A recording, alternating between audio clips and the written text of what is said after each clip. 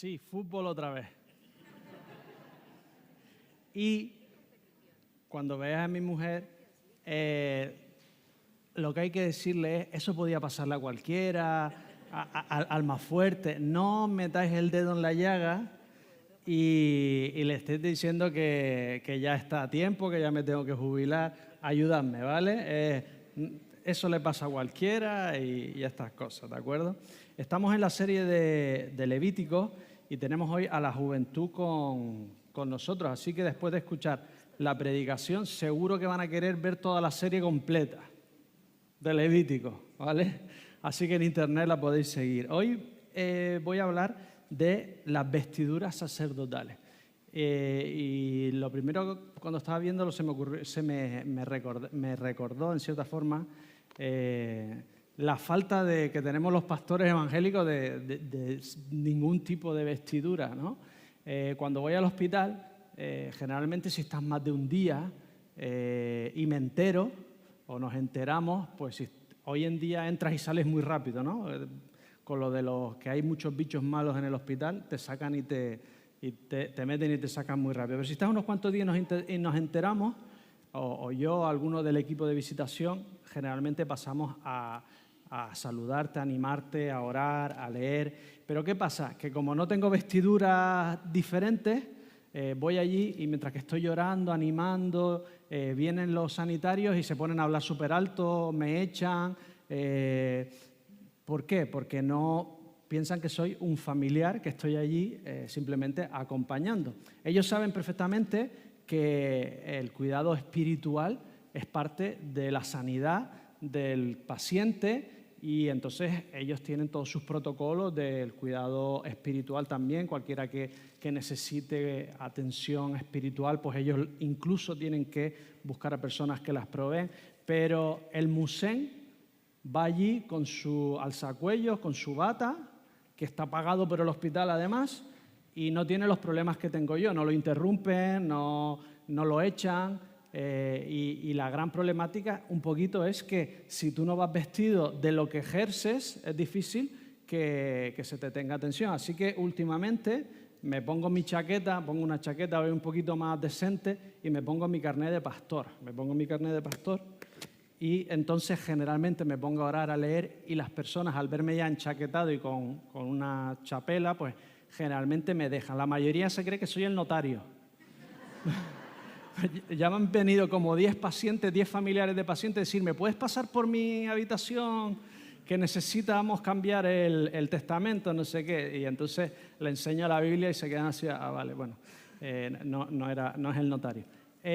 ¿A qué viene todo esto? A que vamos a ver cómo el sacerdote se viste de sacerdote, cómo sus vestiduras ayuda a todo el pueblo a saber que el momento de su perdón, de su comunión con Dios está realizando, y las vestiduras del sacerdote, cada parte tiene en cierta forma su mensaje o su función para decirle al pueblo, para darle al pueblo un mensaje. Veíamos en la última vez como en la ceremonia de Carlos III, cada parte de la corona, del báculo, del manto, hablaban de algo que querían transmitir. Y es lo mismo con las vestiduras del sacerdote, cada cosa tiene su función. En Éxodo se nos explica más detalladamente, así que yo voy a hacer un resumen, especie de resumen muy rápido para mí que lo he estudiado, para vosotros a lo mejor se hace largo, pero voy a intentar, tiene tantos detalles que es difícil quedarse con algunos y destacar unos y obviar otros para el día de hoy. Así que estas vestiduras era el uniforme de gala real en cierta forma que traía al pueblo la confianza, el descanso y la emoción de que si había sumo sacerdote vestido de sumo sacerdote no podía ir casual, tenía que vestirse exactamente de eso que llevaban. Ellos sabían que entonces el perdón, la expiación de sus pecados serían compensados y su existencia como nación estaba garantizada. Mientras que estaba el sumo sacerdote vestido de sacerdote, la nación de Israel iba a perdurar. Si la persona adecuada, vestida de la forma adecuada, hacía las cosas con la fe adecuada, Dios les convertía a ellos en adecuados para disfrutar de Él para siempre. es la confianza de ver al siervo de Dios hacer el perdón y la función de comunión con el mismo Dios. Así que vamos a ver las diferentes partes de esta vestidura. Lo primero que se nos dice en Éxodo es que se ponían unos calzoncillos. Era como en los altares generalmente estaban elevados y ya vimos la importancia de que no se le viera ninguna desnudez en comparación con los otros pueblos en los que hacer sacrificios desnudos, hacer actos sexuales, era todo parte de muchos de los cultos de las otras naciones. El de Israel iba vestidísimo de arriba abajo, no se le veía prácticamente nada. Así que se ponían los calzoncillos y aquí en Levítico empezamos con la túnica. La túnica era una túnica exquisita, suelta, de mangas cortas, ¿vale? Esta era la túnica. Después se ponía el manto. El manto era como una camisa, pero como esta camiseta más o menos, pero hasta las rodillas. Y en el borde, la importancia de este manto es que en el borde tenía unas campanillas de oro y granadas. La presencia de este príncipe / sacerdote no debería pasar desapercibida. Era como un cascabel, era como un gato con cascabeles. Hasta los ciegos sabrían de su presencia. Este traje se ponía para su función y su función no debería ser interrumpida, detenida u obstaculizada. El sumo sacerdote se metía en el Santísimo y la confianza era, mientras que escuchaban campanillas en el Santísimo, el sacerdote estaba vivo y Dios estaba aceptando la ofrenda y la purificación del sacerdote.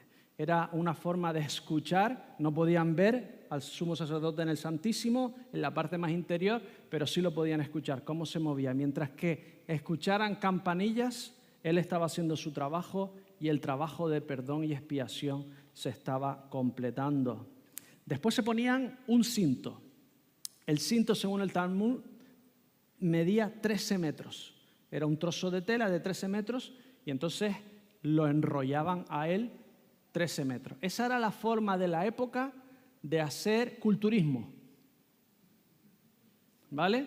Si tú querías hacer un trabajo de mucha fuerza, cogías un trozo de tela, un cinto largo y te enrollabas muchas veces como un cinto de culturismo. Para hacer las actividades de mucha fuerza, ellos se enrollaban y se ponían el soporte. Era la sensación de que llevar el pecado del pueblo encima era una carga muy pesada. El sumo sacerdote se vestía para un trabajo de fuerza, en un trabajo que no requería tanta fuerza. Era una forma de decir que el pecado del pueblo era algo que cargaba, que era pesado y que él tenía que llevar en cierta forma sobre sus hombros para que Dios perdonara todo el pecado del pueblo. El peso del pecado del pueblo delante de la presencia del Señor necesitaba un gran soporte. Después venía el efod. El efod era una camisa más entallada que en cierta forma apretaba o recogía el resto de las ropas. Era una forma de hacer funcional tanta ropa, tanta cosa que llevaban encima. Era como más pegado para que se pudiese mover bien, porque para Dios no solo hay que ser hermoso, tener hermoso las cosas hermosas y bellas, sino hay que ser funcionales. Todo en la obra de Dios, ¿verdad? La naturaleza es tremendamente hermosa, pero es tremendamente funcional. Todo tiene una función, todo tiene una forma de ser aprovechado. Nuestra adoración tiene que ser funcional dentro de unos tiempos, de una forma. Todo lo que hacemos para Dios, todo lo que hacemos en nuestras vidas, tiene que tener ese elemento, en cierta forma, de belleza, de adoración, pero también tenemos que ser personas funcionales. Ser funcional es una forma también de adorar a Dios, ¿verdad? No procrastinar siempre, sino ser una persona funcional. Pectoral, llegamos al pectoral. Tengo una foto, gracias Carlos. Le dije a Carlos, por favor, ponme una foto ahí un buen tiempo y se me ha olvidado totalmente. Esta foto es lo que yo he visto más cercano a lo que creo que sería algo realista de lo que llevaría. Estamos hablando de hace 3.600 años. 3.600 años. Estamos hablando de edad de bronce. ¿Qué sensación? Bueno, es difícil para nosotros decir qué sensación nos da. Os digo yo la sensación que daría. Realeza, gloria, magnificencia, autoridad, realeza. Es una forma de representar a Dios hacia el pueblo. Lo tenemos aquí. Pues veis el pectoral que lleva adelante, unos 25 centímetros, colgado de 4 aros de oro. Un pectoral tenía 4 aros de oro y 4 cadenas. Se iban por la espalda y se agarraban aquí, ¿no? Era como cuando llevas al bebé en el pecho, pues una cosa así, donde llevaba Dios 12 piedras preciosas, cada una diferente, y las llevaba en el corazón. Era una forma de decir, sois preciosos para mí, sois todos diferentes, pero sois preciosos para mí y os llevo en el corazón, os llevo casi como un bebé encima, ¿verdad? Os llevo pegados a mí. Era una forma de decir al pueblo, sois preciosos, cada uno diferente, cada piedra era diferente con el nombre grabado de cada tribu. Cada uno de vosotros sois preciosos y os tengo en mi corazón. Esto se aplica muy fácilmente, ¿verdad? Parece que estamos de vuelta en la escuela dominical. Si te has criado en una iglesia evangélica, en la escuela dominical nos van explicando todas estas cosas y nos van diciendo también significados, ¿no? En nuestra generación, donde los jóvenes se sienten más solos que nunca, están más conectados y a la vez más solos que nunca, donde nuestros mayores se mueren de pena por la soledad, donde nosotros mismos nos sentimos tremendamente, cada vez nos sentimos tremendamente aislados, muchas veces solos, muchas veces sin la comunidad que queremos o que necesitamos. Da igual cómo tú te sientas, que para Dios eres una piedra preciosa. Si no, Dios no hubiese dejado su trono para hacerse uno como tú y como yo, y morir y dejar su majestad y sacrificarse, si no te quisiese como el centro de su creación. Eres el centro de su creación. Eres diferente, pero eres precioso. Dios te ha creado. Dios te ha creado de la forma en que te ha creado para alguna razón en esta tierra. Y eres absolutamente precioso. Estás en el corazón de Dios. Si te sientes solo, si te sientes apartado, si te sientes marginado, solo piensa en qué eres para Dios. ¿Qué es lo más importante? Es lo más importante, lo que piensa Dios de ti. Y si te metes en el pueblo de Dios, si aceptas la invitación al pueblo de Dios, si Dios te mete en su pueblo, tú eres una persona preciosa en el corazón del Señor. Eso es lo que nos habla un poquito el pectoral. Y detrás del pectoral tenía casi como una bolsa marsupial, un bolsillo. Tenía un bolsillo. Y dentro del bolsillo tenía el Urim y el Tumim. El Urim y el Tumim. ¿Vale? Y el Urim y el Tumim no se sabe exactamente qué significa. Puede significar luces y sombras, o luz y maldición, o perfección y maldición. Y en cierta forma era una forma de preguntarle directamente a Dios sobre su voluntad acerca de un evento generalmente del pueblo. No era algo personal, sino generalmente era el destino de la nación o el destino de los líderes de la nación que afectaba a toda la nación, etc. Podría ser una piedra blanca y otra negra, pero tendría que tener alguna forma de decirte sí, no o no te doy respuesta. En 1 Samuel 28:6, Saúl consulta el Urim y el Tumim y dice que Dios no le da respuesta. Así que por eso creen que a lo mejor serían 3 piedras para darte la posibilidad de sí, no, 2 sí o 2 no, o alguna forma en la que no es concluyente. Dios no te quiere contestar, simplemente no te da respuesta para eso, ¿de acuerdo? Esto nos pasa muchas veces, ¿verdad? A veces Dios te contesta, a veces no te contesta, a veces te dice que no, que sí, y a veces simplemente te dice, ahora mismo no te voy a dar la respuesta, tú sigue ahí, ahora mismo no te voy a dar la respuesta. ¿No te gustaría tener un Urim y un Tumim? Yo tengo un par de ellos en mi despacho, así que si quieres saber algo, viene y... No, son bromas. A los cristianos nos gustaría, ¿no?, a veces tener esas contestaciones de si sí o si no y que Dios te lo dijese, claro al 100%. Pero mi pregunta es, ¿lo obedecerías? ¿Lo obedeceríamos? Es muy difícil que Dios te dé la respuesta al 100% y tú decir, como decimos ahora, bueno, no estoy seguro si el Señor quiere eso para mí o no. Aquellos no lo han hecho exactamente igual que el resto, pero no les ha ido mal. Podemos jugar un poquito, ¿no? Vamos, cuando no queremos la voluntad de Dios, jugamos un poquito y decimos, no estoy seguro, a otros les ha ido bien, bueno, el Señor es misericordioso, etcétera, etcétera. Pero saber la voluntad de Dios al 100%, eso sería difícil. A veces los cristianos hacemos cosas así. Me acuerdo de una amiga que le pidió salir un compañero de universidad que se llamaba Marco. Y ella no estaba muy segura, pero se pone a orar y en el devocional de ese día lee a Pablo diciendo en el texto, tráeme a Juan Marcos. Y entonces ella dijo, el Señor me ha hablado. Fue un desastre, ¿vale? Muchas veces como cristianos intentamos hacer cosas así, abrir la Biblia y decir, Señor, contéstame. ¡Fua! Y que el Señor haga un poco de lotería ahí, en plan Urim o Tumim. Además, ¿os acordáis de Matías? Matías era el sustituto de Judas, pero tenían varias opciones para sustituir al traidor. Y entonces, ¿qué hicieron? Se pusieron en oración y lo echaron a suertes. Era algo que comprendía a toda la iglesia y lo echaron a suerte y el Señor le dijo, va a ser Matías. Pero viene el Espíritu Santo y nos lo fastidia a todos. A partir de que vino el Espíritu Santo en Pentecostés, ya no hay suerte ninguna. Ya las cosas no se echan a suerte. Ya desaparece consultar a Dios echando suerte y se convierte a partir de entonces en una relación entre tú y el Espíritu.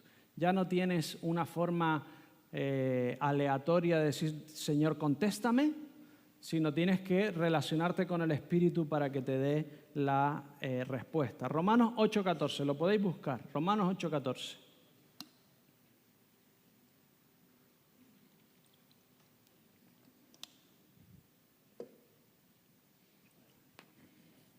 Dice, porque todos los que son guiados por el Espíritu de Dios, estos son hijos de Dios. Ahora tenemos una mejor guía, que es el Espíritu Santo. Ahora ya no es un sí o un no, ahora es relacionarte con Dios, acercarte a Él y que el Espíritu te vaya dando guía. Es una relación que tienes que desarrollar, es una intimidad para conocer la voluntad perfecta del Señor. Así que voy a dar 5 formas en las que generalmente el Señor nos guía. Generalmente, ¿vale? Primero, la primera de todas es la revelación divina, ¿vale?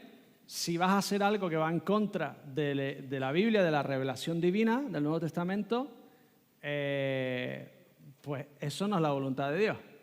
Y podemos inventar todas las excusas y todas las, en cierta forma, opciones alternativas a un texto que tiene 2000 años. Es decir, bueno, porque el contexto, pero al final tienes que ir al espíritu de lo que el Señor nos expresa aquí. Y si va en contra, da igual las vueltas que le des, que el Espíritu Santo, por mucho que tú quieras darle la vuelta y yo quiera darle la vuelta y encontrar una alternativa, el Espíritu Santo no va a ir en contra de sí mismo. Es así. 2. Sentido común. Tenemos que adorar a Dios con toda nuestra alma, todo nuestro corazón y toda nuestra mente. La mente también entra, ¿verdad? La mente también entra. Hay personas, hemos oído todos, cristianos, que a veces parece que ir en contra del sentido común es un paso de fe. Vas en contra del sentido común y es como que tienes más fe. Sinceramente, yo creo que es que el Señor tiene misericordia. Porque yo no veo, sinceramente, en la Biblia que ir en contra del sentido común sea un paso de fe. ¿Os acordáis de los Hebreos 11, los héroes de la fe, que hacen cosas increíbles? A todos estos héroes de la fe o se le aparece el Señor directamente y le dice, haz esto, lo otro, voy a hacer esto, lo otro, o le habla directamente, o hace un evento, un milagro tremendo, no están actuando en contra del sentido común, sino que el sentido común le dice, Dios ha hecho esto o me ha dicho esto, a mí no me queda otra que hacer esto. No es en contra de la fe, no es en contra del sentido común. Tú te quieres ir de misiones y dices, no tengo ni el dinero, ni nadie me apoya, ni conozco el país, ni el idioma, voy a ir por fe. Pues seguramente el Señor dirá, venga, te voy a ayudar porque, venga. Pero sinceramente no creo que sea el plan A de Dios. El plan A de Dios conlleva contigo el sentido común, la lógica, lleva el planear, que no quiere decir que hay que ir tomando ciertos pasos si el Señor te lo dice, pero tienen que ser puertas abiertas que el Señor abra, tienes que tener el equilibrio entre la fe y cuidar de tu familia, etcétera, etcétera. Conclusión de este punto. En el Señor es muy difícil que tengas que, en cierta forma, ir en contra del sentido común y de la lógica que el Señor te ha dado y que nos ha dado como persona. 3. Cercanía. Mientras más te acercas a Dios, más convicción te da en tu corazón, en tu espíritu, de lo que Dios quiere que haga. Si tú estás muy alejado del Señor, si tú no practicas las disciplinas espirituales de leer la Biblia, de orar, de adorar a Dios, de reunirte con tus hermanos, oye, pues en la lejanía la voz de Dios es un silbido muy sinuoso. Mientras más te acercas a Él, más te da las convicciones de lo que es la voluntad del Señor para tu vida. 4, la iglesia. El Urim y el Tumim era solo encuentro ejemplos comunitarios. O la suerte que echaron los apóstoles es porque querían algo que englobaba toda la iglesia. Cuando tú quieres tomar iniciativas que en cierta forma afectan también a toda la iglesia, imagínate que te quieres ir de misionero y quieres que la iglesia te apoye. Oye, pues la iglesia te tendrá que decir si te ves, si crees que tienes los dones y si es la voluntad del Señor. A lo mejor tienes todos los dones y no es la voluntad del Señor que te vayas ahora o que te vayas con esta iglesia. A lo mejor te tienes que ir a otra iglesia para que te apoye. Es decir, tienes que también tomar en cuenta la sabiduría que Dios pone en el conjunto de la iglesia local, porque Dios nos ha puesto todos a todos. Si no vives en una isla desierta, a todos nos ha puesto en la iglesia local, en una iglesia local a la que nos tenemos que acomodar y a la que tenemos que tener en cuenta. Busca conmigo Efesios 3, 14 al 18. Efesios 3, 14 al 18.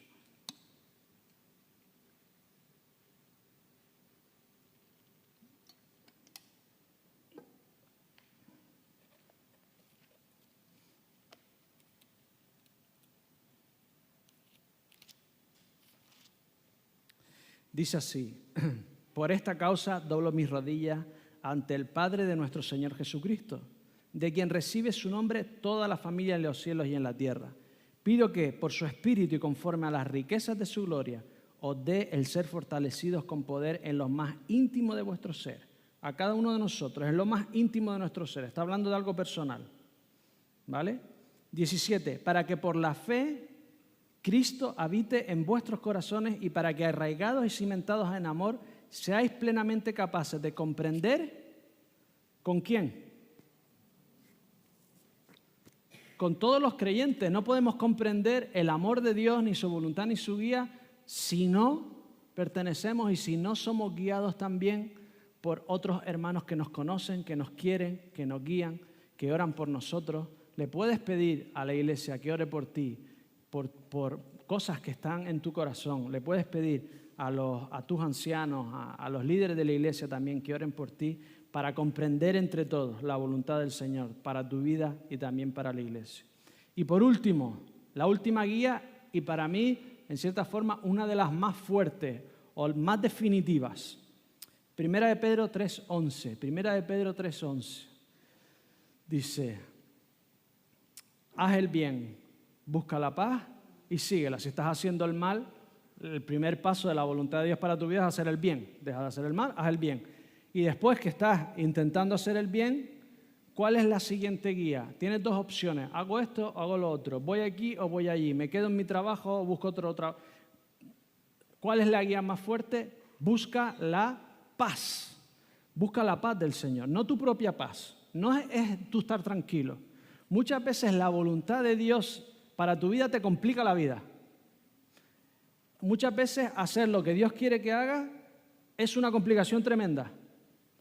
Es más cómodo muchas veces hacer lo que tú quieres, pero delante del Señor, en oración, delante del Señor le dices al Señor, Señor, dime qué hago. Y lo que Él te dé paz, pensando en Él, orando en Él, lo que Él te dé paz, lo que Él te dé de su paz, lo que te dé más paz, generalmente es la guía del Señor. Para mí ha funcionado siempre. Para mí la paz del Señor siempre ha sido una guía, como la punta de una brújula que ha guiado mis decisiones. Y sé que cuando no lo he hecho en la paz del Señor, siempre me ha ido mal. Hay que buscar la paz del Señor y hacer lo que el Señor nos da paz.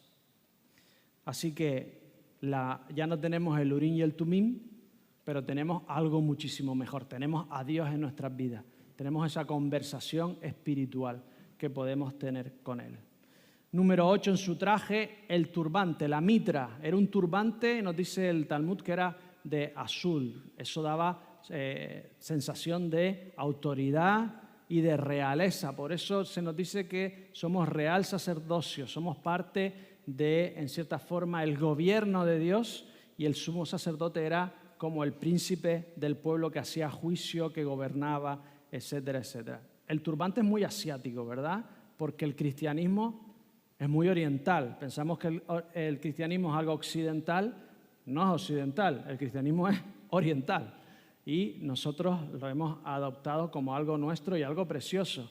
Pero era una creencia, cuando vamos a otras naciones parece que estamos importando algo occidental y es algo que es algo de Medio Oriente, ¿no? Y por último, la diadema, la corona. Una corona que nos dice el Talmud también que seguramente sería en forma de flor. Y tenía estas palabras: santo a Dios, apartado para Dios. Es decir, él no era el rey del pueblo. Él era apartado para Dios. El rey de ese pueblo, ¿quién era? Dios mismo. Ese pueblo no era como ninguna otra nación. No debía tener un Dios humano, un señor, un rey humano. Era el príncipe del pueblo, era el sumo sacerdote, y el sacerdote estaba dedicado a Dios. El rey era Dios. La corona, símbolo de reinado, el rey era Dios. Era el Dios que tenía que reinar en ese pueblo. ¿Os imagináis si ese pueblo se deja reinar por Dios? ¿Os imagináis la información privilegiada que ellos tenían con el Urim y el Tumim? ¿Os imagináis dónde hubiese llegado esa nación si hubiesen obedecido a Dios y se hubiesen dejado reinar de verdad por Dios? ¿Os imagináis cómo las naciones de alrededor hubiesen cambiado si ellos hubiesen visto a un pueblo realmente reinado por Dios? Nos pasa un poquito a nosotros también. Cuando dejamos que Dios reine de verdad en nuestras vidas, es cuando cambiamos, es cuando nos transformamos, es cuando disfrutamos de información privilegiada, es cuando los que están a nuestro alrededor quieren ser más como Dios porque ven algo en nosotros que es diferente, algo en nosotros que tiene más paz, que tiene más propósito, que tiene más confianza, que tiene una seguridad que este mundo no te puede dar. Los vestidos estaban diseñados para evocar autoridad, magnificencia y gloria. Era una forma de representar la esencia y función divina, envolviendo al representante de la humanidad en el pueblo en vestiduras en cierta forma divinas, de alguna forma, que representaban la divinidad. Pero en el interior seguía siendo un hombre débil, necesitado del doble sacrificio que el resto del pueblo. Veíamos que en la consagración del sumo sacerdote tenía que hacer el doble de todo lo que tendría que hacer el resto.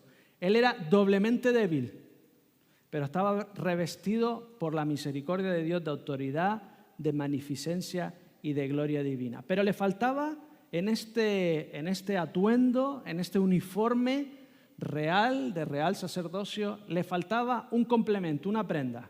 El primero que me lo diga, que no estuviese en el culto anterior, un chocolatillo, ¿vale? Un azucarillo, le doy un azucarillo, como si fuera un caballo.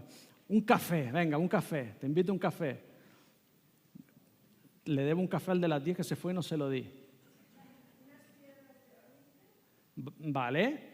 Y estoy hablando de otra cosa, Esto está relacionado con las diferentes partes del vestido, ¿vale? Pero le falta algo. El calzado, ¿vale? Muy bien, y no quiere café, ¿de acuerdo? No pasa nada. El calzado. Y esto es fundamental. En la época llevaban sandalias, ¿verdad? Siempre hemos escuchado, cuando uno tiene sed, estoy más seco que la sandalia de Moisés, ¿verdad? Las sandalias eran parte fundamental del vestido de la época. En la Edad de Bronce ya llevaban, no iban descalzos. En la Edad de Bronce ya iban con su sandalia. Él tenía que ir descalzo. Tenía de todo. O sea, no le faltaba ropa, no le faltaba. Imaginaos el calor que hacía para ponerse todo eso. Delante de la barbacoa.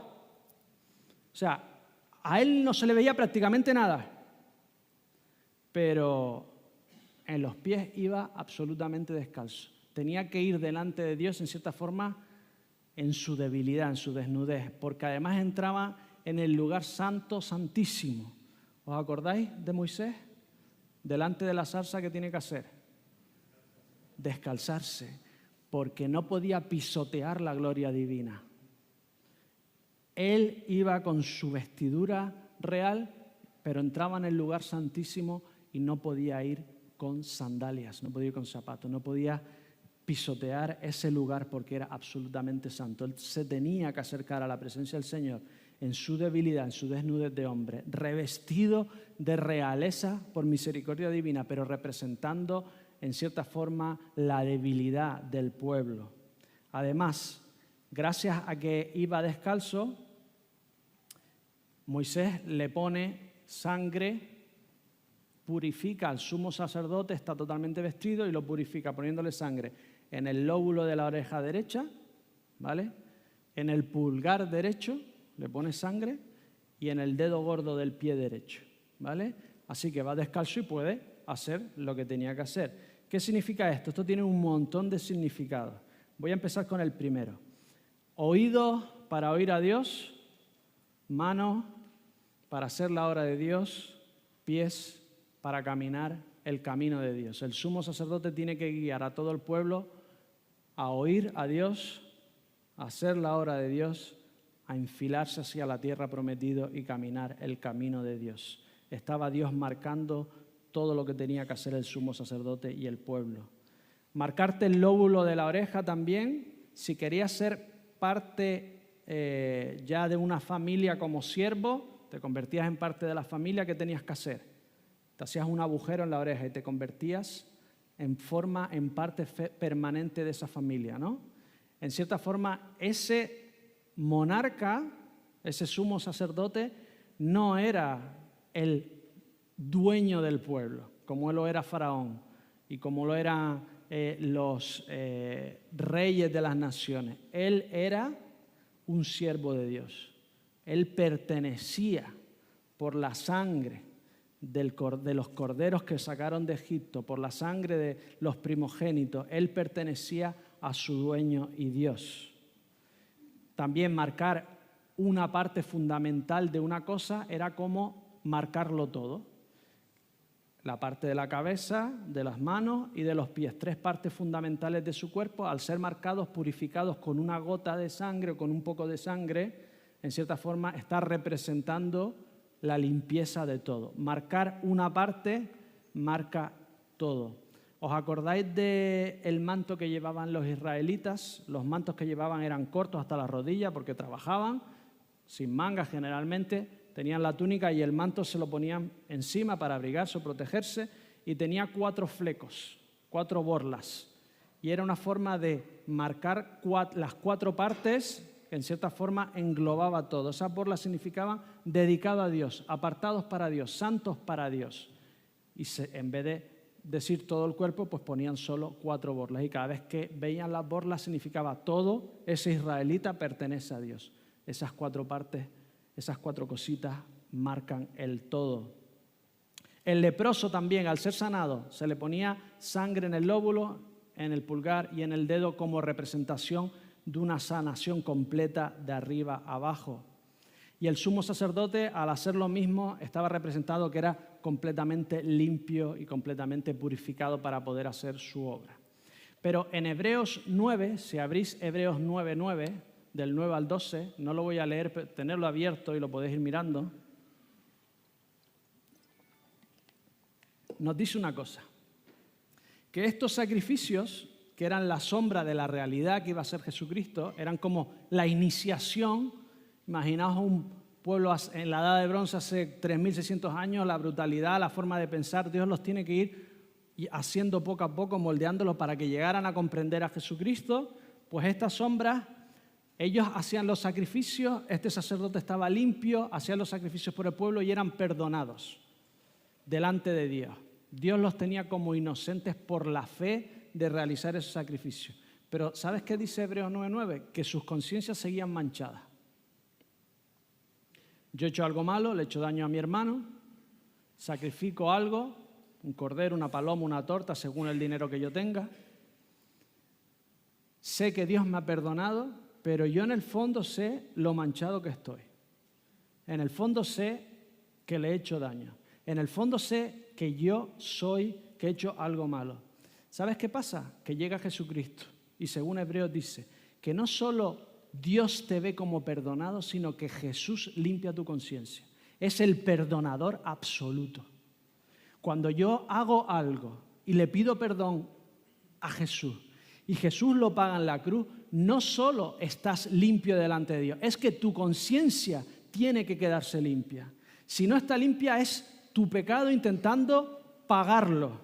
Muchas veces la culpabilidad lo que hace es nos agarramos a la culpabilidad para pagar nosotros el pecado, para autoflagelarnos, para pagar parte de nuestro pecado. Pero en Jesús todo está perdonado. Tu conciencia debería estar limpia. Si tú le has pedido perdón a Jesús, da igual lo que hayas hecho, que el Señor te limpia absolutamente. No deberías tener ni siquiera conciencia de maldad porque el Señor te ha perdonado. El perdón en Jesús es absoluto. Es el único ser que te puede dar perdón absoluto. No solo que Dios te vea perdonado, sino que encima tú de forma real y de forma consciente te sientas de verdad limpio, perdonado, como si nunca hubieses hecho eso porque el Señor lo ha pagado en la cruz. No que no te sientas mal por haberlo hecho. Todo lo contrario, mientras más te acercas a Jesús, peor sabes que es el daño y la conciencia de pecado, pero sí puedes tener tu conciencia limpia porque el Señor lo ha perdonado todo en la cruz. El Señor lo ha perdonado todo en la cruz. El Señor lo ha perdonado todo en la cruz. En Cristo tenemos nuestra conciencia limpia y podemos vivir y podemos avanzar y podemos caminar con una conciencia absolutamente limpia. Busca ese perdón en cualquier otro sitio y te estarás engañando a ti mismo. Solo en Jesús hay limpieza absoluta, incluso de tu conciencia de pecado. El sumo sacerdote estaba vestido de Dios, entre comillas, pero tenía sus pies desnudos, su fragilidad seguía ahí. Dice que en la Pascua, nos cuentan los textos judíos, se sacrificaba un cordero por familia, el varón, se sacrificaba el cordero, y dice que la sangre de los sacrificios le llegaba hasta los tobillos. Vestido de gloria, pero con los pies desnudos, hundidos en sangre. Para acceder a lo divino y a su presencia, solo se podía hacer a través de hundirte en la sangre inocente de las víctimas propiciatorias que proporcionaban el sustituto a tu humanidad caída. No había perdón sin sangre. Mira la intensa relación entre el sumo sacerdote y la sangre. Versículo 30 del capítulo 8. Versículo 30 del capítulo 8.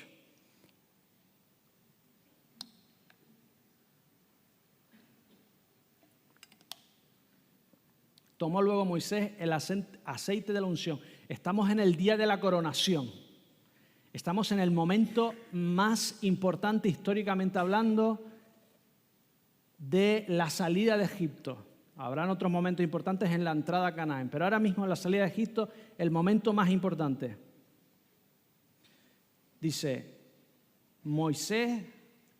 tomó luego Moisés del aceite de la unción y de la sangre que estaba sobre el altar, roció sobre Aarón y sus vestiduras. Está vestido de limpio, de realeza, de divinidad. Y coge Moisés y le echa algo que le unge con un aceite aromático y a la vez lo mancha de sangre. Estaba vestido de limpio y Moisés le echa algo que huele bien y algo que huele a sangre, algo que huele a muerte. Y aquí hay en cierta forma, una relación indispensable para el perdón de los pecados. Es que sin muerte no hay salvación. Imaginaos la mezcla.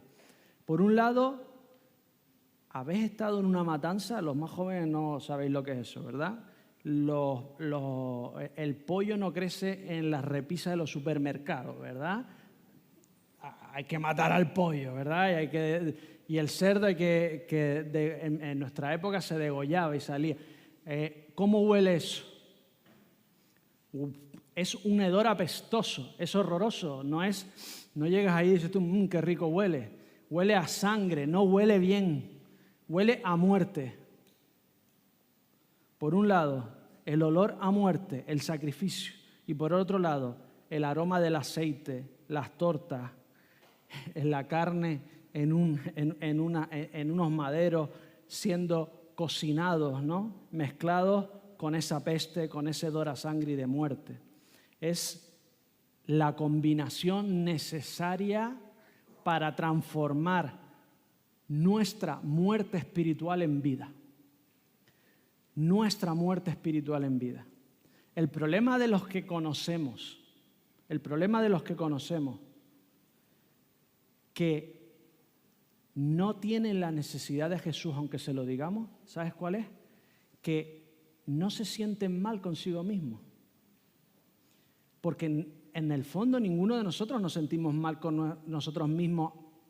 Es imposible vivir si todo el rato te piensas que eres una mala persona. Es imposible vivir. Todos necesitamos sentirnos que somos gente más o menos, somos buena gente. ¿Por qué? Porque en comparación unos con otros, en comparación con nuestros vecinos, siempre hay uno peor que nosotros. ¿Verdad? No somos mala gente. No somos mala gente. Pero ¿qué pasa cuando tú te comparas a lo que deberíamos haber sido de verdad? Cuando tú te comparas a Jesús. Cuando yo me comparo a Jesús, hasta el acto más altruista que hago apesta a egoísmo. Tiene el tufillo a egoísmo. Lo hago en el fondo porque me hace sentir bien. Porque me quiero ganar un poquito el favor de Cristo. En el fondo, estamos apestando a miseria espiritual. Sabemos lo que debería. Tú sabes la capacidad que tenemos todos, tú y yo, de hacer bien y lo cómodo que somos. Tenemos una vida todo el día pensando en mí, en los míos, en mí. Tú sabes lo que podríamos llegar a hacer si nos pusiéramos juntos a ayudar y hacer las cosas que deberíamos hacer. Apestamos a inmoralidad espiritual. Y el que no lo reconoce no necesita ser limpiado. Levítico 8, versículo 17. Para ser perdonados necesitamos algo increíble. Dice, pero el becerro, su piel, el sacrificio inocente para cubrir nuestra maldad moral, su carne y su estiércol los quemó al fuego fuera del campamento, tal como el Señor se lo había mandado. El sacerdote necesita ser perdonado y el pueblo necesita ser perdonado. ¿Y cómo es perdonado? Una de las formas principales, un becerro con su estiércol, no huele bien, con su estiércol fuera del campamento para ser perdonado, para que mi inmundicia se represente en esa inmundicia, sea quemada y sea purificada por el fuego y por el sacrificio. La expiación / perdón del pecado a través de un sacrificio exterior que conecta con la presencia santa de Dios. Y concluyo con esto. La cruz, es una conclusión un poquito extensa, ¿vale? Pero es la última idea. La cruz no solo era la tortura más severa en el mundo antiguo, por lo menos en el Imperio Romano seguro, sino que era también el símbolo de la mayor humillación. ¿Sabes por qué? Una, estaba desnudo, se repartieron sus ropas, las ropas de Jesús. Y dos, después de una hora de ser torturado, de colgar de una cruz medio asfixiándote, después de unas horas, no digamos después de un día o dos, que es lo que solían durar, no solo estabas expuesto en tu desnudez, sino que estabas expuesto en tus heces, en tus micciones y en tus miserias. Era el culmen de la miseria humana más horrorosa y más humillante que se podía tener. Era la tortura más vergonzosa que se podía sufrir en el Imperio Romano.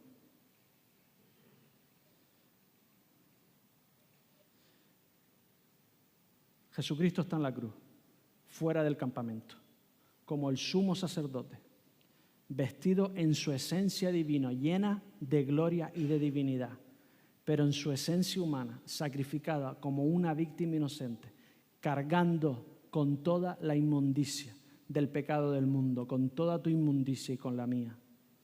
Porque el pecado contra Dios es muerte e inmundicia, pero es salvación cuando la toma Cristo sobre sí mismo, en su sacrificio y en su muerte, en su vergüenza, en su desnudez, la purifica y la convierte en el proceso sangriento que lleva a los hermanos, a sus hermanos, a su gloria. Jesús en la cruz transforma la inmundicia, el estiércol del pecado, la peste de la muerte y lo transforma en vida. Solo aquel que sabe que es inmundo quiere la solución de Jesús. Solo aquel que se siente inmundo quiere que Dios lo limpie y que su inmundicia cuelgue de la cruz y no presentarse delante de Dios con su propia inmundicia. Hasta que no seas consciente de tu muerte y de tu estiércol espiritual, no querrás su vida. Acompáñame conmigo al último texto, Apocalipsis 19, del 11 al 6. Apocalipsis 19, del 11 al 6.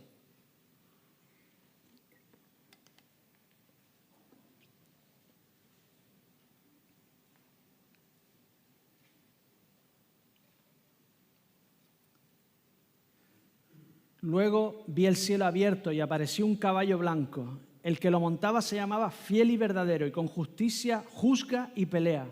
Sus ojos eran como llamas de fuego. Tenía muchas diademas en su cabeza y llevaba escrito un nombre que únicamente él conoce.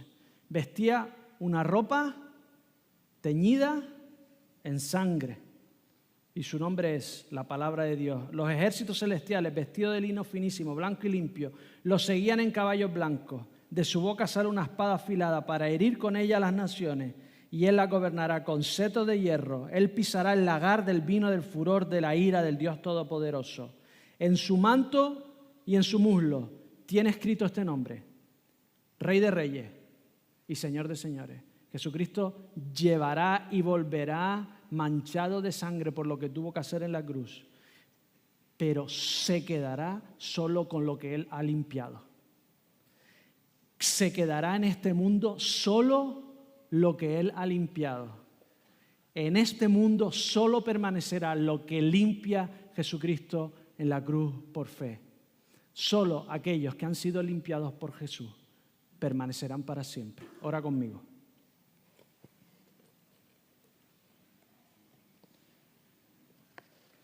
Dios de los cielos, por mucho que lo intente, yo no puedo limpiarme a mí mismo. Señor, mientras más me acerco a ti, mientras más te considero, más me doy cuenta, Señor, de la pudredumbre, Señor, de mi moralidad, de las cosas que pienso, de las cosas que siento, de las cosas que digo, de las cosas que hago. Señor, tantas veces parecen, Señor, bondadosas y a la vez, Señor, sé que están llenas, Señor, de egoísmo, Señor. Gracias, Señor, porque me permites a través de tu Espíritu servirte, ser transformado poco a poco, Señor. Y te pido aquí, en esta mañana, si alguien no ha sido limpiado por ti, Señor, que entienda, Señor, que te necesita. Que sin ti, Señor, no permanecerá para siempre. Que sin ti, Señor, quedará siempre hundido, Señor, con el hedor de la inmundicia moral, Señor, que llevamos todos. Señor, salva muchos en este día, Señor. Te lo pido todo, en el nombre del Señor Jesús. Amén. Amén. Que el Señor os bendiga mucho.